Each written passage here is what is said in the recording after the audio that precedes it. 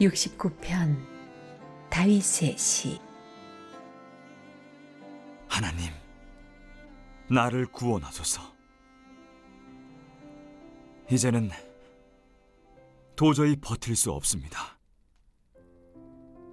아래로 내 발이 빠져들고 위로는 거센 물결이 나를 덮칩니다. 익사하기 직전입니다. 도움을 구하느라 목이 쉬고 하늘 보며 하나님을 찾다가 눈까지 흐려졌습니다. 원수들이 내 머리카락보다 많습니다. 밀고자들과 거짓말쟁이들이 나를 해하려 듭니다. 내가 훔치지도 않았는데 물어내야 하다니요. 하나님, 주께서는 나의 죄를 낱낱이 아십니다. 내 인생은 주님 앞에 활짝 펼쳐진 책입니다.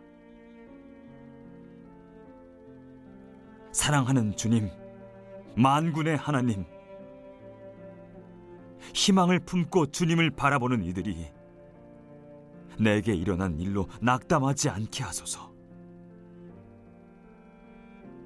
이스라엘의 하나님, 간구합니다.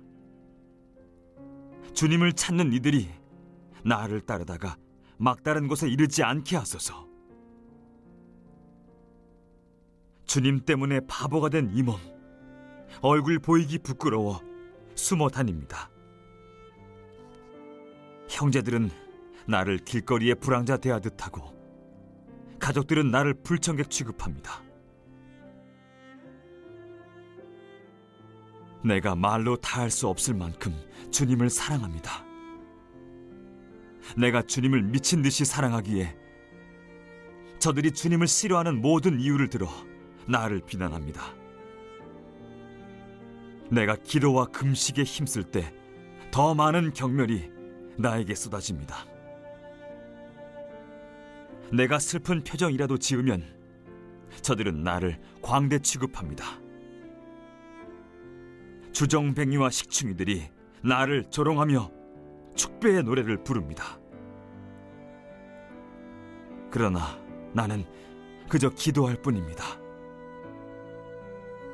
하나님, 내게 숨 돌릴 틈을 주소서. 하나님, 사랑으로 응답하시고 주님의 확실한 구원으로 응답하소서. 이 수렁에서 나를 건져주셔서 영원히 가라앉지 않게 하소서. 원수의 선악위에서 나를 빼내소서. 이 소용돌이가 나를 빨아들입니다. 늪이 내 무덤이 되게 하지 마시고 블랙홀이 나를 물어삼키지 못하게 하소서. 하나님, 나를 사랑하시니 지금 응답하소서. 주님의 크신 긍휼을 내가 똑똑히 보게 하소서. 외면하지 마소서. 주님의 종이 견딜 수 없습니다. 내가 곤경에 처했으니 당장 응답하소서. 하나님, 가까이 오셔서 나를 여기서 꺼내주소서. 이 죽음의 덫에서 나를 건져주소서. 저들이 나를 함부로 대하고 바보 취급하며 모욕하는 것을 주께서 알고 계십니다. 내가 저들의 모욕에 기가 꺾이고 꼴사납게 엎드러져 만신창이가 되고 말았습니다. 인자한 얼굴을 찾았지만 헛수고였고 기대어 울 어깨도 찾지 못했습니다. 저들은 내 수프에 독을 타고 내가 마시는 물에 식초를 끼얹었습니다. 저들의 만찬이 덫에 미끼가 되게 하시고 친한 친구들이 놓은 덫에 저들이 호되게 당하게 하소서. 저들의 눈을 어둡게 하시고 아침부터 저녁까지 두려워 떨게 하소서. 주님의 불같은 분노로 저들을 치셔서 주께서 저들을 어찌 여기시는지 알게 하소서. 저들의 집을 다 태워버리시고 홀로 쓸쓸히 지내게 하소서. 저들은 주께서 징계하신 일을 헐뜯고 하나님께 상처 입은 사람의 이야기를 지어냅니다. 저들의 죄에 죄를 더하여 주셔서 저들이 빠져나가지 못하게 하소서. 살아남은 자들의 명부에서 저들의 이름을 지우시고 바위에 새긴 의인의 명단에 저들이 끼지 못하게 하소서. 내가 다쳐서 고통 중에 있으니 몸을 추스를 공간과 맑은 공기를 허락해 주소서. 내가 찬양 노래로 하나님의 이름을 외치고 감사의 기도로 주님의 위대하심을 알리게 하소서. 하나님은 이 일을 제단 위에 놓인 수소보다 기뻐하시고 엄선된 황소보다 더 좋아하신다. 마음이 가난한 이들이 보고 기뻐하네. 오, 하나님을 찾는 이들아, 용기를 내라. 하나님은 가난한 이들의 소리에 귀 기울이시고 가엾은 이들을 저버리지 않으신다. 너 하늘아, 주님을 찬양하여라. 땅아, 주님을 찬양하여라. 바다와 그 속에서 헤엄치는 모든 것들아, 주님을 찬양하여라. 하나님께서 시온을 도우러 오시며 유다의 파괴된 성읍들을 다시 세우신다. 생각해 보아라. 누가 그곳에 살게 될지, 누가 그 땅의 당당한 주인이 될지. 주님의 종들의 자손이 그 땅을 차지하고 주님의 이름을 사랑하는 이들이 그곳에서 살아가리라.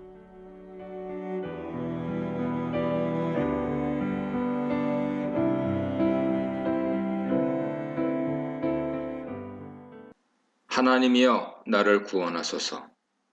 하나님을 향한 시인의 이 첫마디에서 알 수 있듯이 현재 시인에게 가장 절실한 것은 하나님의 구원과 도움입니다. 시인이 하나님을 향해 구조를 요청하는 것은 그가 하나님을 신뢰하고 하나님의 능력을 알고 인정하고 있음을 보여줍니다. 1절 하반절로 5절입니다. 시인이 하나님께 구원을 간청하는 이유는 그가 어려운 상황에 처했기 때문입니다. 먼저 시인은 자신을 깊은 물에 빠진 자로 묘사합니다. 그는 제대로 설 수도 없고 옴짝달싹 할 수도 없는 깊은 수렁과 물속에 빠졌습니다. 게다가 사방에서 진흙과 물이 그를 에워싸며 물살이 그를 덮쳐왔습니다. 시인이 언급한 물들, 깊은 수렁, 깊은 물, 큰 물과 같은 단어는 어려운 처지를 가리키는데 자주 사용됩니다. 동시에 스월이나 무덤을 연상시키기도 합니다. 그러므로 시인이 묘사하는 현재 상황은 자기가 큰 어려움에 갇혀 죽을 위기에 있으며 거기서 손을 쓰거나 빠져나올 방도가 없다고 하는 것을 가리키고 있습니다. 자신의 상황을 하나님께 아뢰므로써 시인은 하나님의 자기를 긍휼히 여겨 구원해 주시길 바라고 있습니다. 어려움에 갇혀 아무것도 할 수 없는 이때 시인은 하나님을 바라고 애타게 그의 도움을 간청하였습니다. 시인은 끊임없이 하나님께 기도하여 피곤하고 목이 타며 끊임없이 하나님을 신뢰하고 응답을 기다리므로 눈이 침침해지는 등 육신적으로 연약해졌다고 설명합니다. 시인의 하나님을 향한 기도와 하나님에 대한 신뢰는 일시적이지 않고 오래전부터 계속되었음을 알 수 있습니다. 하나님을 나의 하나님이라 부르는 데서도 시인이 하나님과 친밀한 관계를 쌓아왔음을 드러냅니다. 시인은 하나님을 전적으로 신뢰하며 그의 도우심을 기다릴 줄 압니다. 이는 시인이 인내할 줄 알아서라기보다는 그가 하나님이 자기를 구해주실 능력자임을 확실히 믿고 신뢰하기 때문이죠. 이제 4절에서 시인은 1, 2절에서 설명한 깊은 수렁의 실체를 밝힙니다. 그것은 바로 시인을 미워하고 원수같이 대하는 자들이었죠. 시인 편에는 아무도 없고 힘도 없지만 그를 상대하는 원수들은 아주 많고 강합니다. 그들은 아무런 이유도 없이 부당하게 시인 한 사람을 미워하고 파멸시키는데 자신들의 힘을 모으고 협력했습니다. 이처럼 한 사람이 아닌 여럿이 서로 만나 미움, 불의, 불공평 등 악을 공유하게 되면 그 악의 성장력이 빠르고 뭉치는 힘이 강하여 그들의 상대에게 더 큰 악행을 저지르며 치명적인 타격을 주기 쉬워집니다. 시인은 강하고 많은 원수를 상대하기에 역부족이었습니다. 그러므로 그는 자기가 훔치거나 약탈하지도 않은 것을 원수들에게 물어줘야 하는 억울한 일조차 겪고 있습니다. 시인은 하나님을 다시 부르며 자신의 억울함과 결백을 주장합니다. 바로 당신이 나의 우매함을 아시며 나의 죄가 당신 앞에서 숨김이 없나이다 라고 말하며 자신의 사고나 언행에 미련함이나 죄가 있음을 인정하고 하나님께 솔직하게 고백합니다. 동시에 이런 연약함과 죄가 하나님 앞에 다 드러나므로 하나님이 알지 못하시는 부분이 없음을 분명히 밝힙니다. 시인의 이런 고백은 내용 흐름상 갑작스레 들리지만 그 의도는 자신이 때로 미련하고 죄를 짓지만 원수들의 것을 도둑질하지도 않았으며 다른 잘못을 저지르지 않았음을 주장하려는 것이죠. 하나님께 아랜 모든 말이 참말이며 현재 겪는 모든 일에 자신이 결백하다는 뜻입니다. 자신의 무죄를 증명하면서 시인이 가장 바라는 것은 자신의 억울함과 결백을 하나님이 알아주셔서 속히 어려움에서 건져주시는 것이죠. 6절입니다. 시인은 자신에게 닥친 고난, 원수의 불이 자신의 결백을 고백한 후에 이제 하나님을 바라는 자들이 자기 때문에 수치를 당치 않게 해달라고 간구합니다. 시인이 겪는 부당한 고난이 자기뿐 아니라 하나님의 공동체에게도 부당한 영향을 미치기 때문이죠. 또한 불의한 원수들의 계략으로 시인이 도둑질하지 않은 것을 물어주어 죄인으로 판결난다면 자기에게만 수치스러운 일이 아니라 하나님의 진실한 성도들에게도 수치스러운 일이 되기 때문입니다. 시인은 자기를 구원하지 않으신다면 하나님의 공동체를 구하지 않으심과 매 한 가지라고 호소함으로써 하나님의 신속한 구원을 요청합니다. 여기서 시인이 하나님의 정의로운 심판, 즉 불의를 멸하고 정의를 신원하시기를 호소하는 것은 그가 하나님을 주 만군의 여호와와 이스라엘의 하나님으로 부른 데서도 나타납니다. 주 여호와는 하나님의 구원을 강조하는데 자주 사용되는 호칭이며 만군의 여호와는 전쟁의 용사와 심판주로서의 하나님을 지칭하는 이름이고 이스라엘의 하나님은 언약의 하나님을 상기시키는 호칭입니다. 시인의 원수들은 이방인이 아니라 같은 마을에 사는 이스라엘 백성이지요. 그러므로 시인은 하나님의 성도 공동체를 단순히 이스라엘 백성이라 부르지 않고 구체적으로 하나님을 진심으로 찾고 기다리며 바라는 자들로 부릅니다. 시인은 하나님이 이스라엘의 언약의 왕 되심과 그의 주권과 심판의 능력에 호소하며 하나님이 자기를 속히 구원해 주실 것을 재차 간구합니다. 7절로 12절입니다. 시인이 원수한테서 비방받는 원인은 하나님 때문에 그의 성전을 위하는 열심 때문이었습니다. 구체적으로 그 내용을 알 수는 없으나 당신을 위하여 비방을 받았나이다. 당신의 집을 위하는 열성이 나를 삼켰나이다. 주를 비방하는 자들의 비방이 내게 미쳤나이다 라는 시인의 말들이 그의 고난과 그가 받고 있는 비방이 하나님과 관련되었음을 증명합니다. 그러므로 시인이 당면한 문제는 시인만의 문제가 아니라 하나님의 문제이기도 하지요. 시인은 하나님께 이 점을 우회적으로 언급하면서 하나님의 간섭을 촉구합니다.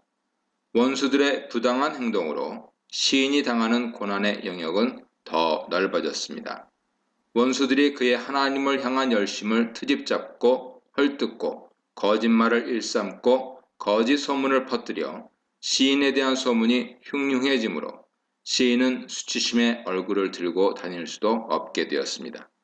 이런 소문을 듣고 그의 형제 자매조차 그를 외면하고 모르는 사람 대하듯 하여 시인의 외로움과 괴로움은 더해갔습니다. 시인은 원수들의 비방과 가족의 따돌림을 되받아치지 않고 그 대신 울며 금식하고 기도하는 쪽을 택했습니다. 누가 죽었을 때나 어려움을 당했을 때 자신을 낮추고 기도할 때 입는 굵은 베옷을 입었습니다. 이와 같이 시인은 하나님 때문에 듣는 비방을 참아내며 원수에게 보복하기보다는 겸손하게 하나님께 매달렸습니다. 그러나 시인의 이런 태도가 도리어 사람들의 입방아에 오르내리며 조롱거리가 되었습니다.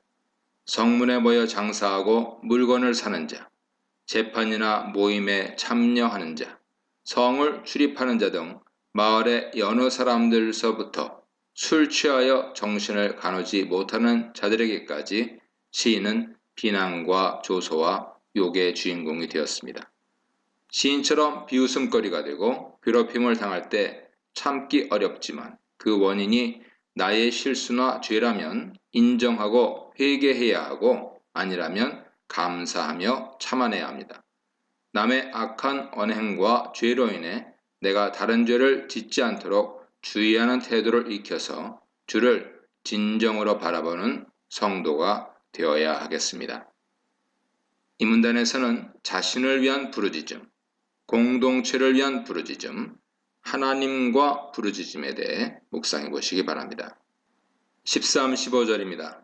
13절의 시인의 첫마디 그러나 나는은 앞의 내용에서 강구로의 전환으로 시작되는 것입니다.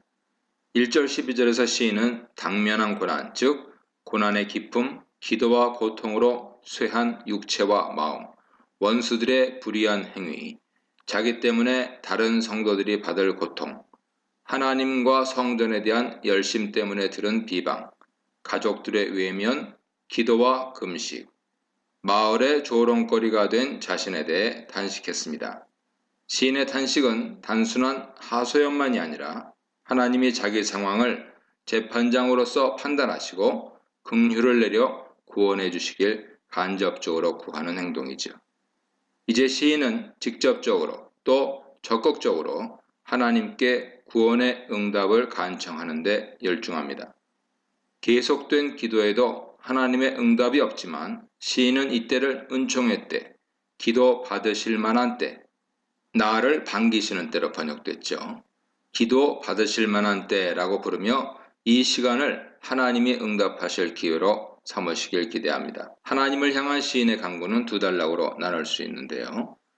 각 단락마다 시인은 먼저 하나님의 성품을 의지하여 간구하고 그 다음으로는 자신이 당하고 있는 고난을 근거로 간구합니다. 각 단락은 내게 응답하소서라는 간구로 시작합니다. 13절 하반절 16절 보세요.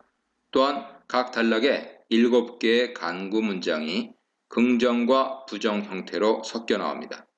성경에서 7이라는 수가 완벽함, 완성, 총체를 의미하므로 시인이 7번씩 간구하는 것은 그의 간구가 총체적이며 완결되었음을 암시한다고 볼 수 있습니다. 모든 간구의 내용은 응답하소서와 구원하소서 두 가지로 요약되죠. 그런데 응답이 바로 구원을 의미하기 때문에 이 둘은 구원의 응답으로도 요약될 수 있습니다. 먼저 첫 단락 13절 하반절로 15절을 살펴보면 시인은 하나님께 당신의 많은 인자와 당신의 구원의 진리로 응답해달라고 간청합니다. 시인은 당신의 일을 반복하면서 인자, 구원, 진리가 다른 이가 아닌 하나님께 속한 성품임을 강조합니다. 여기서 구원의 진리는 확실한 구원, 구원하시는 진리, 성실하심으로 이해할 수 있습니다. 시인은 이처럼 하나님의 구원의 응답이 그가 베푸실 은혜의 결과며 인자와 성실하심의 증거임을 제대로 알고 있습니다. 하나님의 성품을 의지하여 기도한 시인은 이제 14, 15절에서는 자기에게 닥친 고난을 근거로 들어 구원을 간청합니다.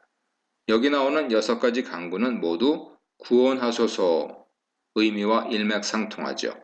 또한 여기에 나오는 수렁, 깊은 물, 큰 물, 깊음, 웅덩이, 웅덩이 입구 6단어는 시인이 이미 1절, 4절에서 언급한 단어들과 같은 종류로서 시인의 고난 상황을 재차 기억나게 합니다.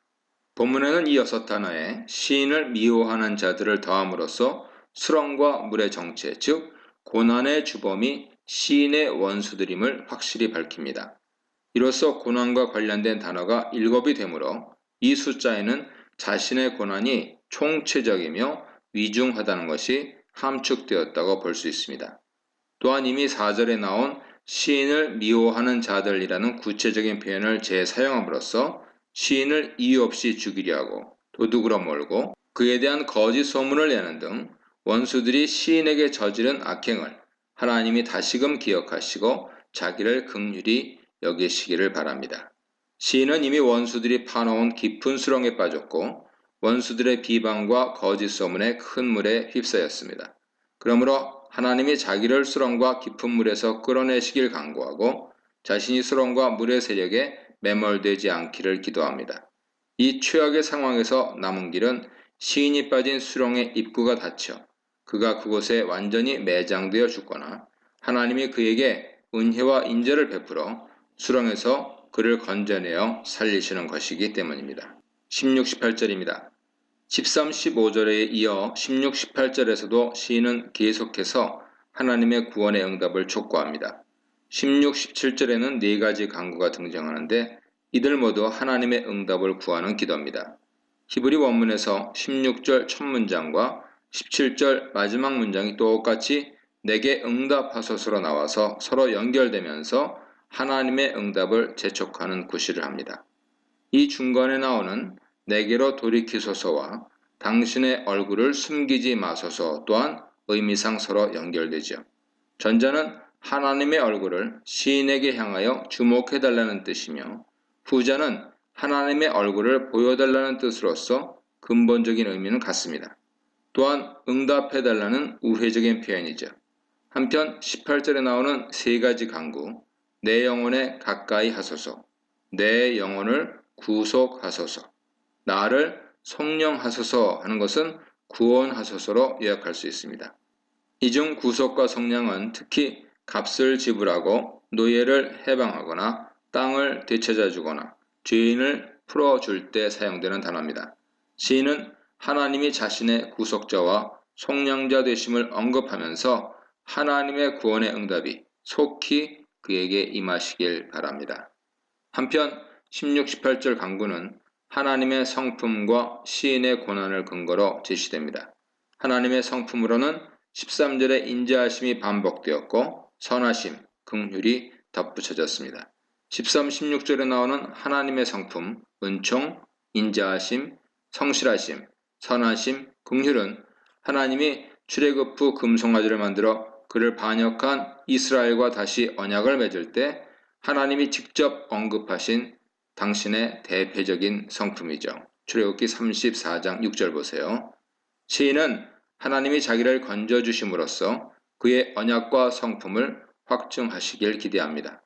고난을 근거로 한 간구의 경우에는 자신이 환난 중에 있음을 밝혔고 그 환난이 원수로 인한 것임을 반복했습니다.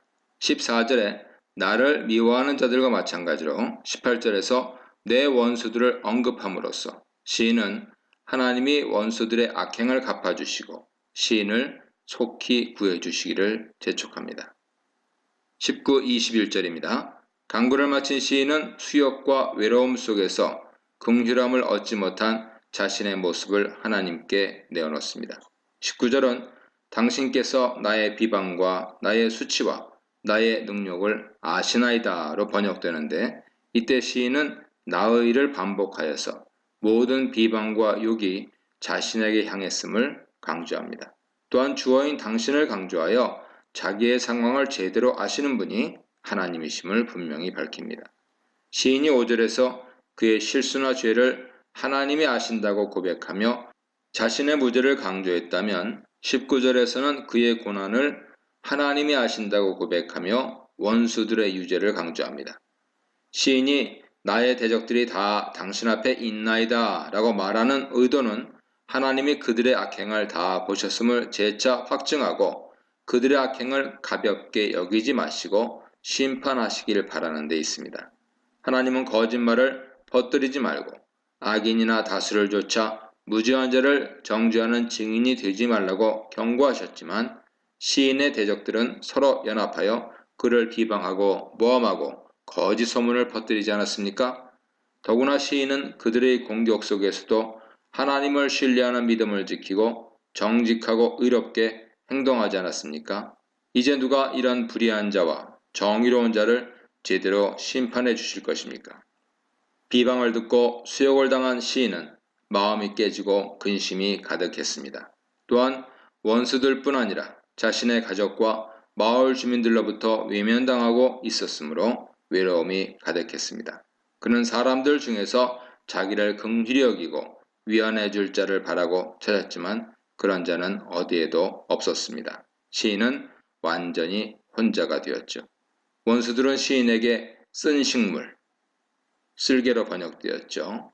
쓴 식물을 음식물로 주었고 목이 마른 그에게 식초를 주어 그의 슬픔과 외로움을 더했습니다. 누가 이런 시인을 불쌍히 여겨 구원의 응답을 주실 건가요? 시인은 오직 하나님만 바랍니다.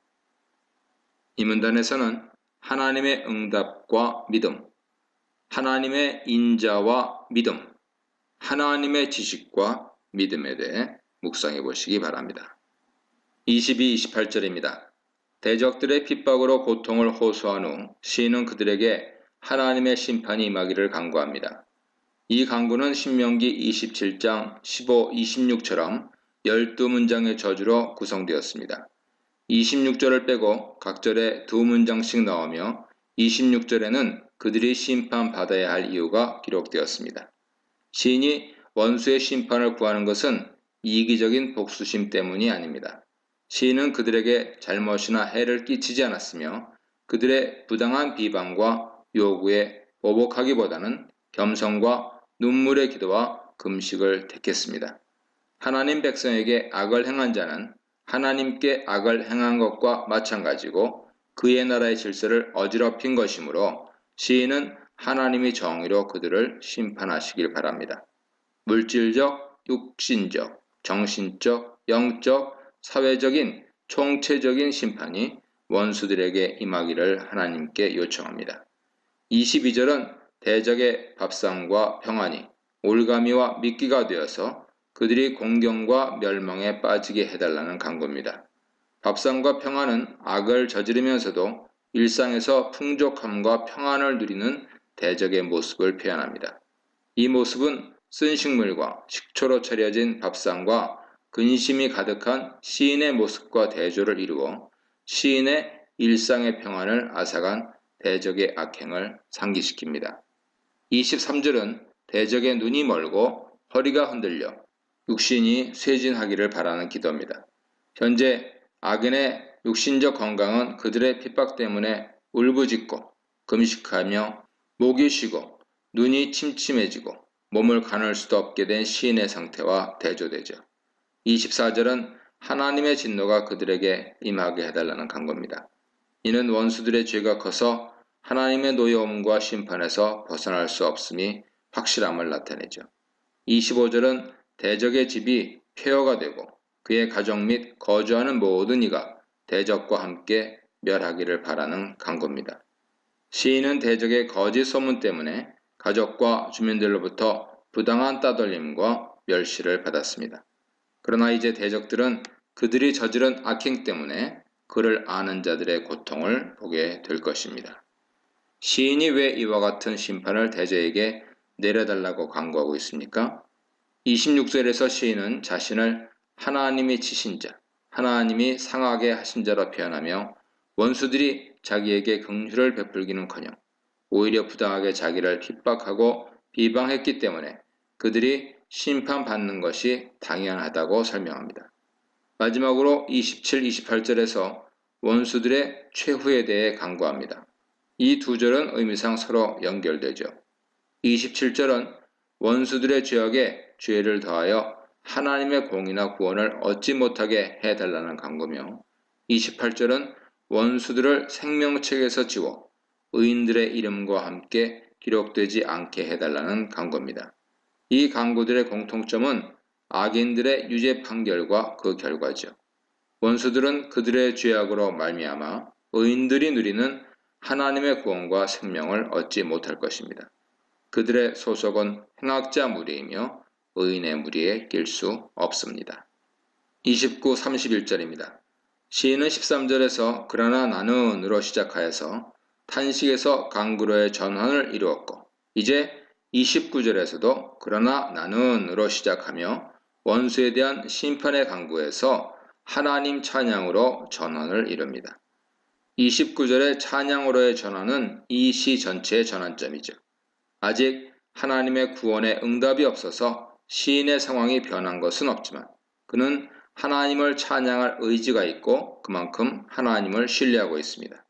시인은 자신을 가난하고 슬프다고 표현하면서 자신이 하나님과 그분의 성전에 대한 열심 때문에 원수들로부터 핍박을 받아 위로와 긍휼이 핍절되어 심신이 고통스러움을 밝힙니다. 그러므로 시인은 하나님의 구원을 다시 요청하고 그가 구원을 베푸시면 하나님이 구원자이심을 감사와 찬송으로 선포할 것이라고 고백합니다. 시인은 이처럼 하나님을 신뢰하고 그의 구원을 기대하며 간구하고 감사 찬양하는 것이 짐승을 바치거나 예물을 드리는 것보다 하나님을 더 기쁘시게 한다는 점을 잘 알고 있습니다. 32, 36절입니다. 시인은 구원의 하나님을 찬양하며 자기만이 아니라 성도와 피조물도 함께 찬양하기를 권면합니다. 하나님 찬양의 이유는 키, 왜냐하면 진실로 번역될 수 있는데요. 키로 시작되는 33, 35절에 소개되죠. 시인은 하나님 공동체를 6절에 하나님을 바라는 자들, 하나님을 찾는 자들에 덧붙여서 32, 33절에 공고한 자들, 하나님을 찾는 자들, 궁핍한 자들, 갇힌 자들로 정의합니다.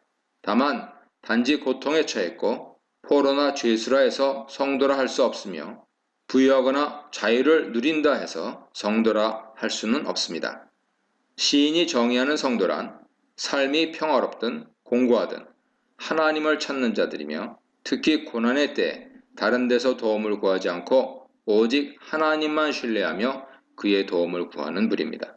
덧붙여 시인은 하나님을 찾는 자들을 이 두 부분에 반복하여서 의미상 확실한 연결고리를 제공해 줍니다. 6절 32절 보세요. 즉 시인이 원수들에게서 수치를 당하면 이는 시인에게만 아니라 성도에게도 수치가 될 수 있듯이 6절이죠.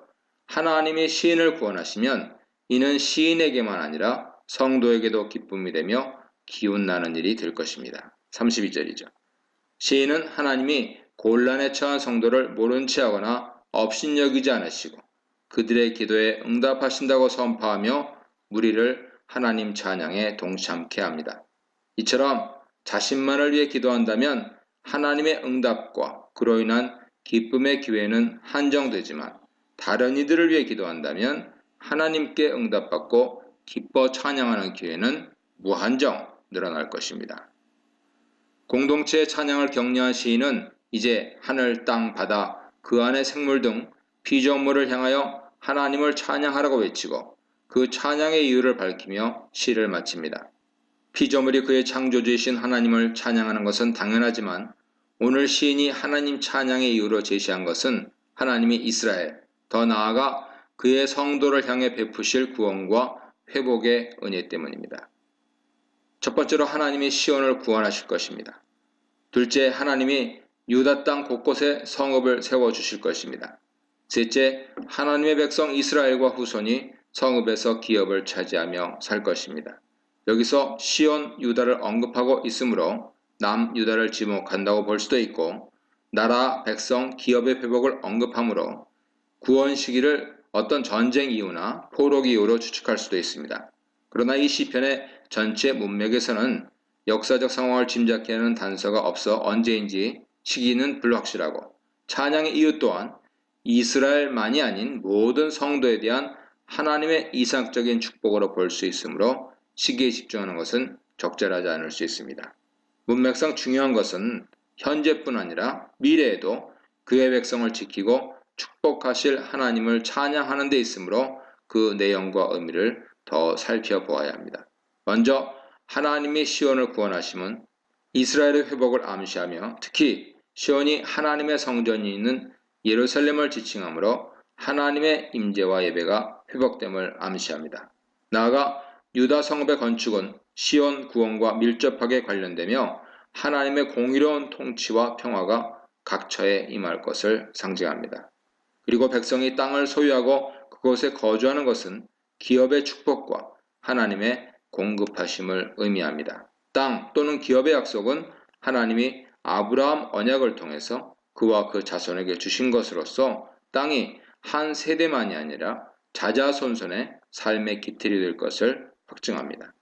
이와 같은 하나님의 임재, 후손, 땅의 축복은 근본적으로 언약을 바탕으로 한 하나님과 이스라엘 사이에 뗄래야 뗄 수 없는 유대관계를 함축하며 백성이 하나님의 끊임없는 보호와 공급을 누릴 수 있음을 기대하게 하죠. 시인은 이런 축복을 누리는 자는 바로 하나님의 이름을 사랑하는 자들이며 하나님을 찾는 자들임을 확실히 알리고 있습니다.